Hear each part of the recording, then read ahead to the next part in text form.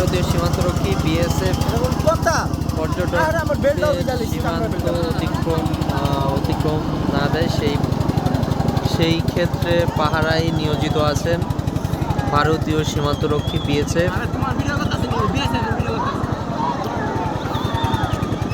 ভারতীয় সীমানায় তারা নজরদারিতে আছে। ক্যামেরার ওপারে যেটা দেখা যাচ্ছে সেটি হচ্ছে ভারতের মেঘালয়ের সীমান্তবর্তী এলাকা, যেটাকে বলা হয় ডাউকি। এটি ডাউকির সেই সীমানা, সেখানে